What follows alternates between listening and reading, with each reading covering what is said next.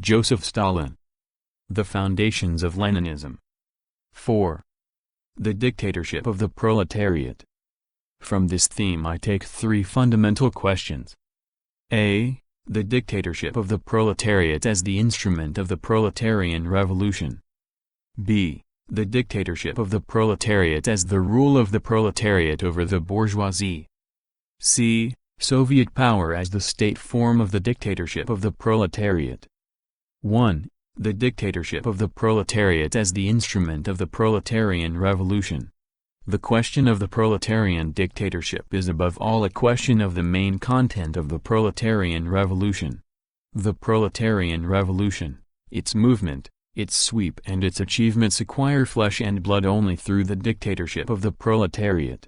The dictatorship of the proletariat is the instrument of the proletarian revolution, its organ, its most important mainstay, brought into being for the purpose of, firstly, crushing the resistance of the overthrown exploiters and consolidating the achievements of the proletarian revolution, and secondly, carrying the revolution to the complete victory of socialism. The revolution can defeat the bourgeoisie, can overthrow its power, even without the dictatorship of the proletariat. But the revolution will be unable to crush the resistance of the bourgeoisie, to maintain its victory and to push forward to the final victory of socialism unless, at a certain stage in its development, it creates a special organ in the form of the dictatorship of the proletariat as its principal mainstay. The fundamental question of every revolution is the question of power, Lenin. Does this mean that all that is required is to assume power, to seize it? No, it does not. The seizure of power is only the beginning. For many reasons, the bourgeoisie that is overthrown in one country remains for a long time stronger than the proletariat which has overthrown it. Therefore, the whole point is to retain power, to consolidate it, to make it invincible. What is needed to attain this? To attain this it is necessary to carry out at least three main tasks that confront the dictatorship of the proletariat on the morrow of victory. A. To break the resistance of the landlords and capitalists who have been overthrown and expropriated by the revolution, to liquidate every attempt on their part to restore the power of capital. B. To organize construction in such a way as to rally all the working people around the proletariat, and to carry on this work along the lines of preparing for the elimination, the abolition of classes. C. To arm the revolution, to organize the army of the revolution for the struggle against foreign enemies, for the struggle against imperialism. The dictatorship of the proletariat is needed to carry out, to fulfill these tasks. The transition from capitalism to communism, says Lenin, represents an entire historical epoch. Until this epoch has terminated, the exploiters inevitably cherish the hope of restoration, and this hope is converted into attempts at restoration. And after their first serious defeat, the overthrown exploiters who had not exploited their overthrow, never believed it possible, never conceded the thought of it, throw themselves with energy grown tenfold, with furious passion and hatred grown 100-fold, into the battle for the recovery of the paradise of which they have been deprived, on behalf of their families, who had been leading such a sweet and easy life and whom now the common herd is condemning to ruin and destitution, or to common labor. In the train of the capitalist exploiters follow the broad masses of the petty bourgeoisie, with regard to whom decades of historical experience of all countries testify that they vacillate and hesitate, one day marching behind the proletariat and the next day taking fright at the difficulties of the revolution, that they become panic-stricken at the first defeat or semi-defeat of the workers, grow nervous, rush about, snivel, and run from one camp into the other. See Volume 23. Page 355. The bourgeoisie has its grounds for making attempts at restoration, because for a long time after its overthrow it remains stronger than the proletariat which has overthrown it. If the exploiters are defeated in one country only, says Lenin, and this, of course, is the typical case, since a simultaneous revolution in a number of countries is a rare exception, they still remain stronger than the exploited. Ibid. Page 354. Wherein lies the strength of the overthrown bourgeoisie? Firstly, in the strength of international capital, in the strength and durability of the international connections of the bourgeoisie, see Volume 25, page 173. Secondly, in the fact that for a long time after the revolution the exploiters inevitably retain a number of great practical advantages. They still have money. It is impossible to abolish money all at once, some movable property often fairly considerable. They still have various connections, habits of organization and management, knowledge of all the secrets, customs, methods, means and possibilities, of management, superior education, close connections with the higher technical personnel, who live and think like the bourgeoisie, incomparably greater experience in the art of war. This is very important, and so on, and so forth, see Volume 23, page 354. Thirdly, in the force of habit, in the strength of small production. For, unfortunately, small production is still very, very widespread in the world, and small production engenders capitalism and the bourgeoisie continuously, daily, hourly, spontaneously, and on a mass scale. For the abolition of classes means not only driving out the landlords and capitalists that we accomplished with comparative ease, it also means abolishing the small commodity producers, and they cannot be driven out, or crushed. We must live in harmony with them. They can, and must, be remolded and re-educated only by very prolonged, slow, cautious organizational work, see Volume 25, pages 173 and 189.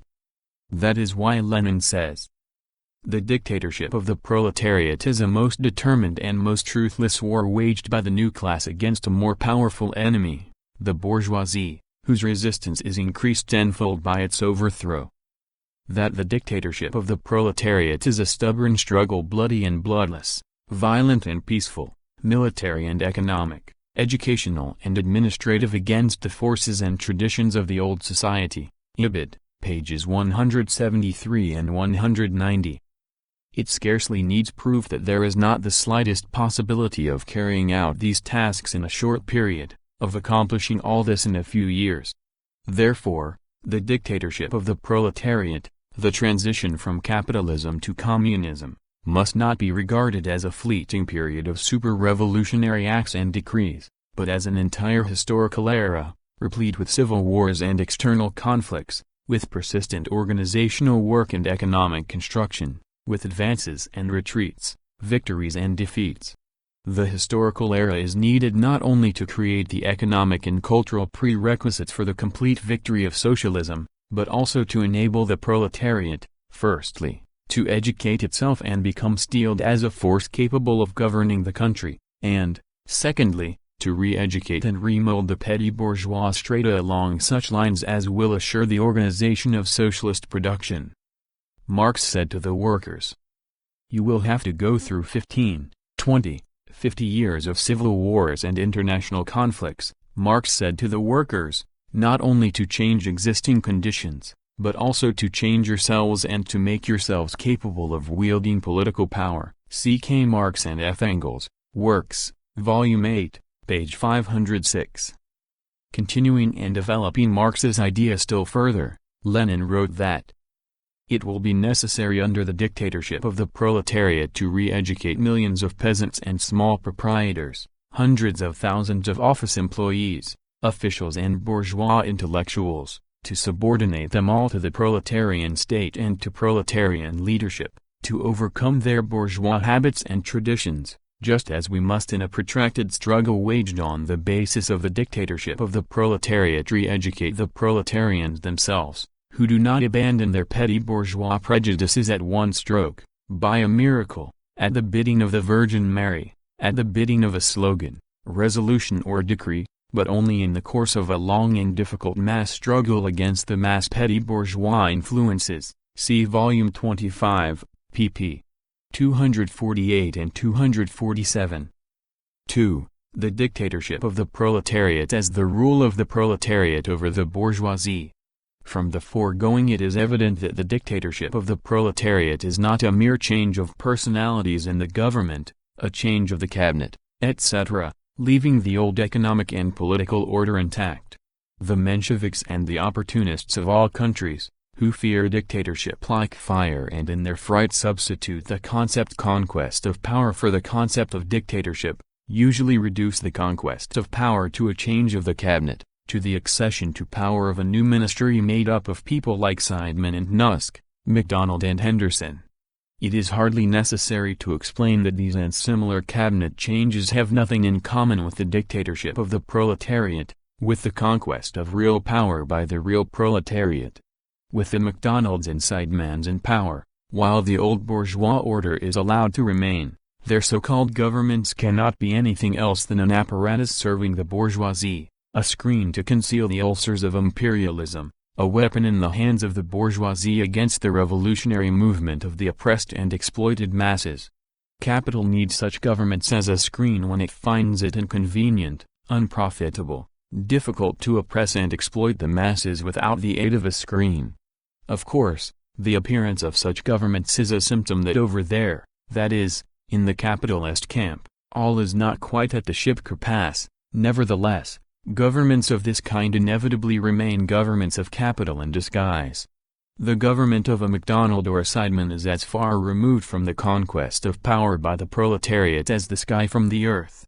The dictatorship of the proletariat is not a change of government, but a new state, with new organs of power, both central and local. It is the state of the proletariat, which has arisen on the ruins of the old state, the state of the bourgeoisie. The dictatorship of the proletariat rises not on the basis of the bourgeois order, but in the process of the breaking up of this order, after the overthrow of the bourgeoisie, in the process of the expropriation of the landlords and capitalists, in the process of the socialization of the principal instruments and means of production, in the process of violent proletarian revolution. The dictatorship of the proletariat is a revolutionary power based on the use of force against the bourgeoisie. The state is a machine in the hands of the ruling class for suppressing the resistance of its class enemies. In this respect the dictatorship of the proletariat does not differ essentially from the dictatorship of any other class, for the proletarian state is a machine for the suppression of the bourgeoisie. But there is one substantial difference. This difference consists in the fact that all hitherto existing class states have been dictatorships of an exploiting minority over the exploited majority, whereas the dictatorship of the proletariat is the dictatorship of the exploited majority over the exploiting minority. Briefly, the dictatorship of the proletariat is the rule unrestricted by law and based on force of the proletariat over the bourgeoisie, a rule enjoying the sympathy and support of the laboring and exploited masses. Lenin, The State and Revolution. From this follow two main conclusions.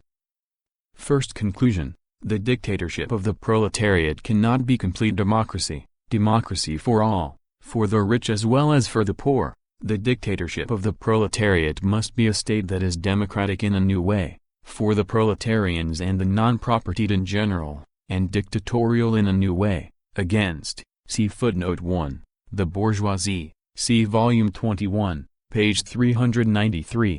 The talk of Kautsky and company about universal equality, about pure democracy, about perfect democracy, and the like, is a bourgeois disguise of the indubitable fact that equality between exploited and exploiters is impossible.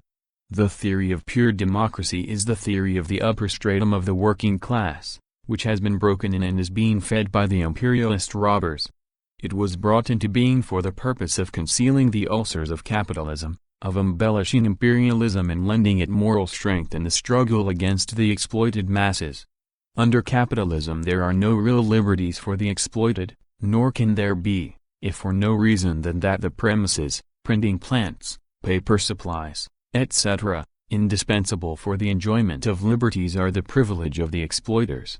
Under capitalism the exploited masses do not, nor can they ever, really participate in governing the country, if for no other reason than that, even under the most democratic regime, under conditions of capitalism, governments are not set up by the people but by the Rothschilds and Stintzes, the Rockefellers and Morgans.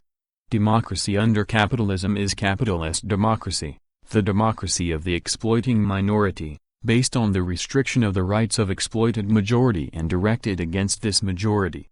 Only under the proletarian dictatorship are real liberties for the exploited and real participation of the proletarians and peasants in governing the country possible. Under the dictatorship of the proletariat, democracy is proletarian democracy, the democracy of the exploited majority, based on the restriction of the rights of the exploiting minority and directed against this minority. Second conclusion. The dictatorship of the proletariat cannot arise as the result of the peaceful development of bourgeois society and of bourgeois democracy. It can arise only as the result of the smashing of the bourgeois state machine, the bourgeois army, the bourgeois bureaucratic apparatus, the bourgeois police. The working class cannot simply lay hold of the ready-made state machinery, and wield it for its own purposes, say Marx and Engels in a preface to the Communist Manifesto. The task of the proletarian revolution is no longer, as before, to transfer the bureaucratic military machine from one hand to another, but to smash it. This is the preliminary condition for every real people's revolution on the continent, says Marx in his letter to Q. Gelman in 1871. See footnote 2.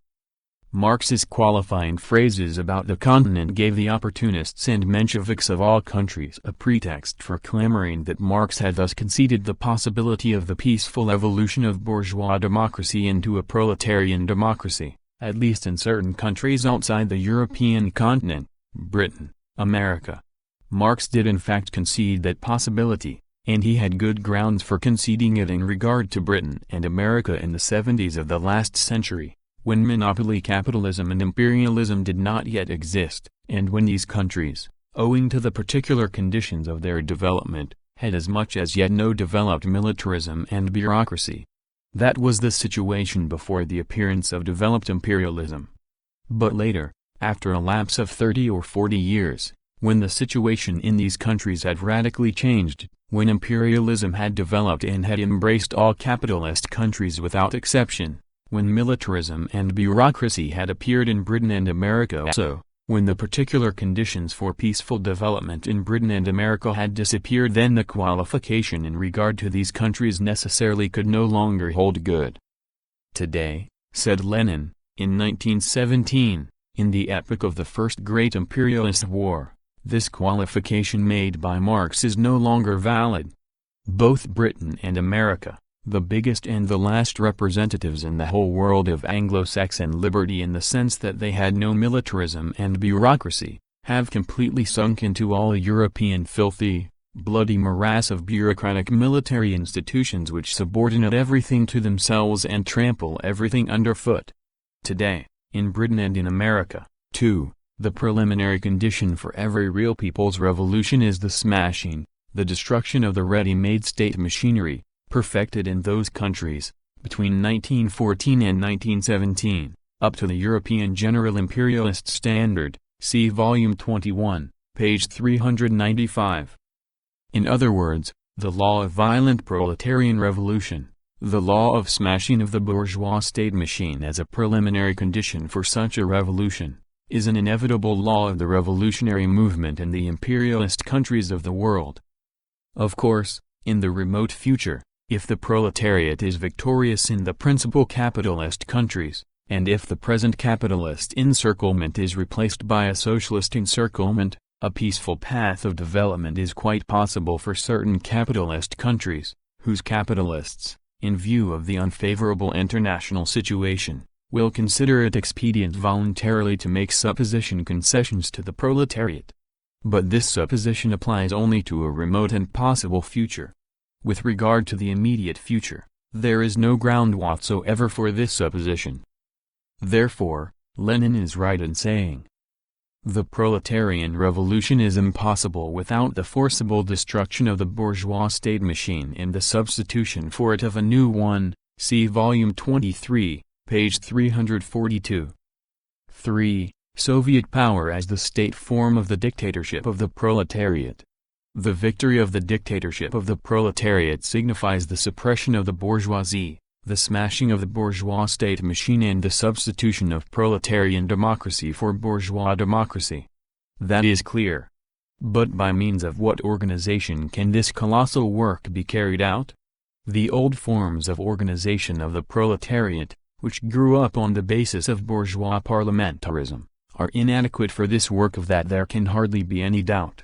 What, then, are the new forms of organization of the proletariat that are capable of serving as the gravediggers of the bourgeois state machine, that are capable not only of smashing this machine, not only of substituting proletarian democracy for bourgeois democracy, but also of becoming the foundation of the proletarian state power?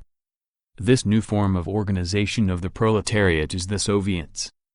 Wherein lies the strength of the Soviets as compared with the old forms of organization?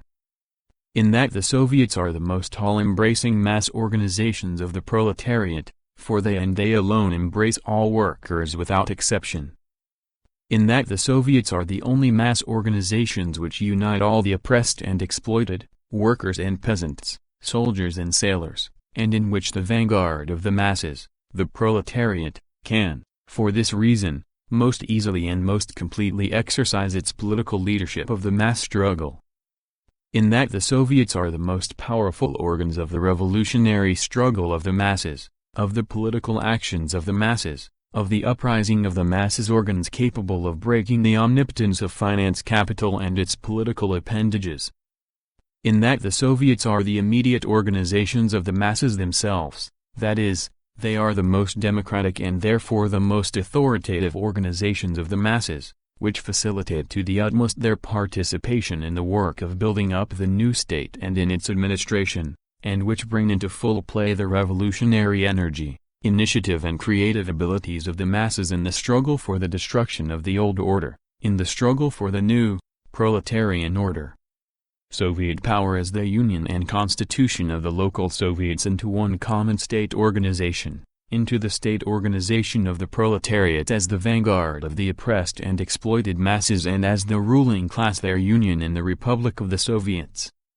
The essence of Soviet power consists in the fact that these most all-embracing and most revolutionary mass organizations of precisely those classes that were oppressed by the capitalist and landlords are now the permanent and sole basis of the whole power of the state, of the whole state apparatus, that precisely those masses which even in the most democratic bourgeois republics, while being equal in law, have in fact been prevented by thousands of tricks and devices from taking part in political life and from enjoying democratic rights and liberties, are now drawn unfailingly into constant and, moreover, decisive participation in the democratic administration of the state.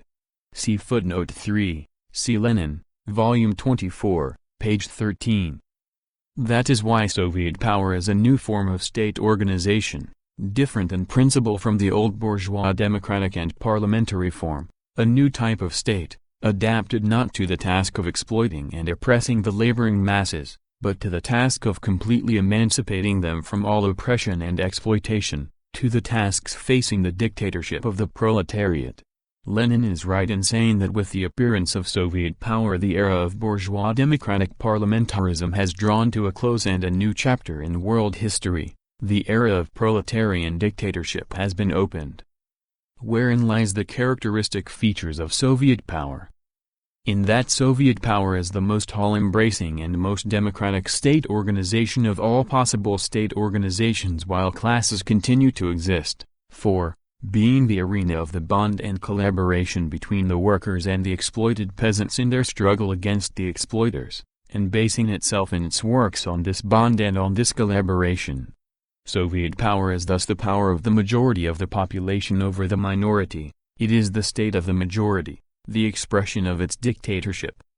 In that Soviet power is the most internationalist of all state organizations and class society, for, by destroying every kind of national oppression and resting on the collaboration of the laboring masses of the various nationalities, it facilitates the uniting of these masses into a single state union. In that Soviet power, by its very structure, facilitates the task of leading the oppressed and exploited masses by the vanguard of these masses by the proletariat, as the most united and most politically conscious core of the Soviets. The experience of all revolutions and of all movements of the oppressed classes, the experience of the world socialist movement teaches us, says Lenin, that the proletariat alone is able to unite and lead the scattered and backward strata of the toiling and exploited population. See volume 24, page 14. The point is that the structure of Soviet power facilitates the practical application of the lessons drawn from this experience.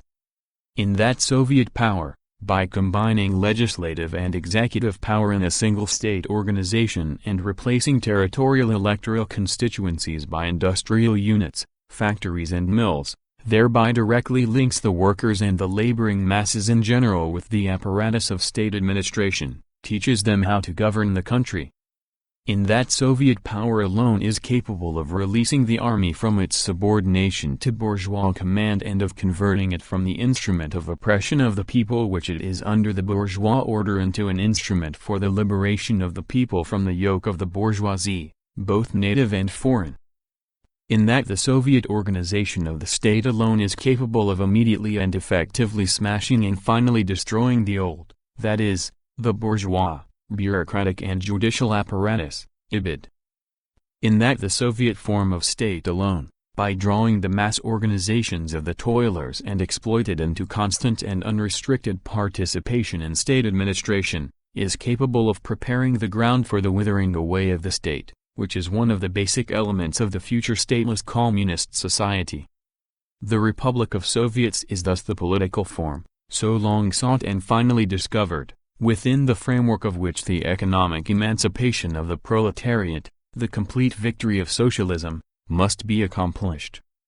The Paris Commune was the embryo of this form, Soviet power as its development and culmination.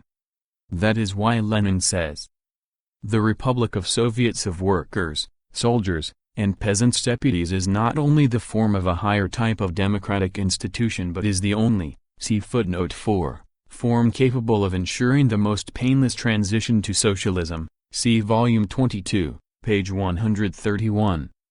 Notes. 1. My italics, J.V. Stalin. 2.